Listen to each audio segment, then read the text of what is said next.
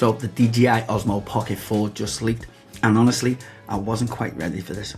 Like, genuinely, this is legit, and this thing could easily be the content creator camera of the year. And that's no exaggeration. We're talking a better dynamic range, we're talking built-in storage and improved zoom.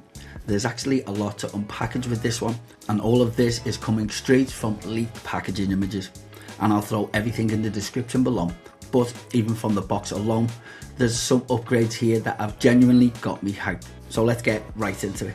Okay, so first look, it's got that same clean Pocket 3 vibe, but there's one thing that caught my eye immediately. It's these two buttons sitting here right underneath the screen. When you flip it open, you can see them clearly. The left one looks like a zoom or a magnify button, so yeah, that's probably tied to the 2x digital zoom. And the right one, now that's got me curious because it's got a C on it. This could be a custom button that you probably remap into whatever you want, or it can just be an instant capture button. It's a small thing, but honestly, it could be a really nice touch. The specs. Okay, now we're talking. So if we flip it over to the back, and this is where it really gets interesting. We have that 1-inch sensor on the top. It's the same size as the Pocket 3, so there's no major jump there. But don't sleep on this just yet, because the improvements are almost definitely happening underneath the hood. Right next to that though, we have 14 stops of dynamic range. Now that's up from 13 on the Pocket 3. And look, one more stop might not sound like it's much, but in practice that's more detail in your highlights, more detail in your shadowing, and overall just cleaner, more flexible footage. And that's something that really matters.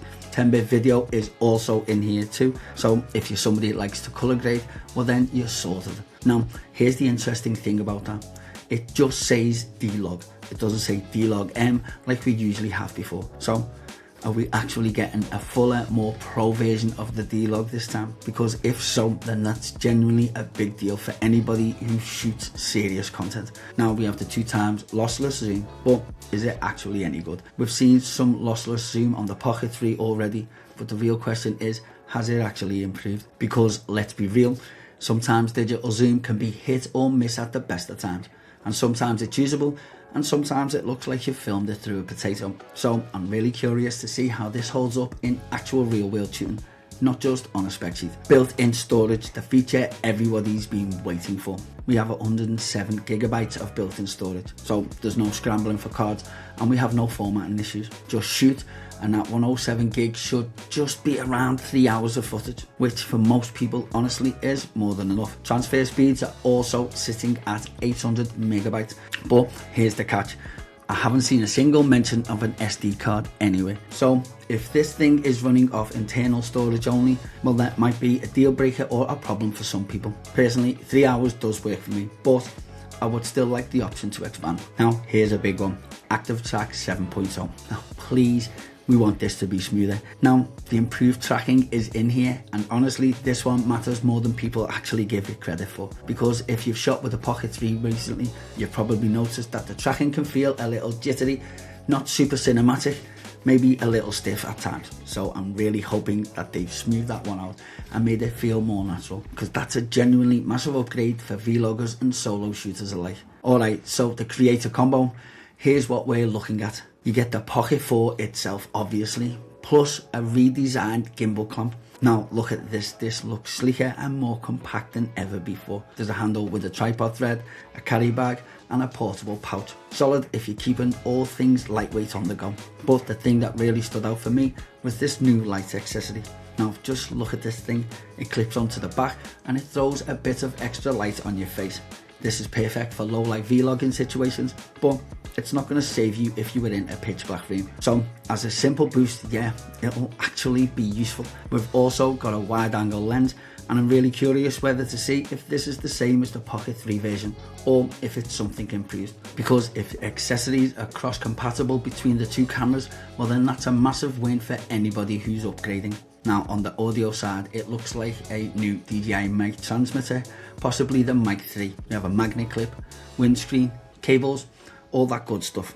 Also a mini tripod and a wrist strap are in there too. These are small additions, but they're genuinely useful. One thing that's missing that I definitely noticed, and that's battery grip. If you've used the Pocket 3 with the grip, well then you know how much of a game changer that thing is for longer shoots. Either DJI's improved the battery life enough that it's not needed anymore, or they've just left it out and we don't know about it yet, but it's worth keeping an eye on because that is an absolute game changer. So let's take a look at what we're actually getting here. We've got better dynamic range, built-in storage and fast transfer speeds, improved tracking, potentially better zoom and an upgraded audio support.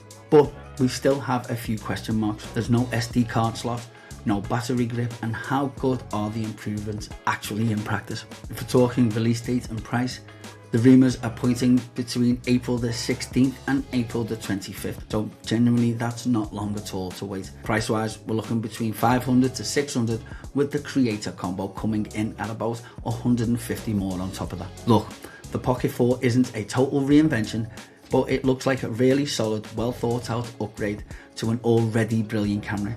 And honestly, for most creators, that's exactly what we want. We want refinement over revolution. But I seriously want to know what you guys think. Please let me know in the comments. I'll be doing an in-depth review of this camera as soon as it lands. So hit that like button and smash subscribe. I'm Adam from Zone and Lens. You guys have been colourful and I hope to connect with you in the next video.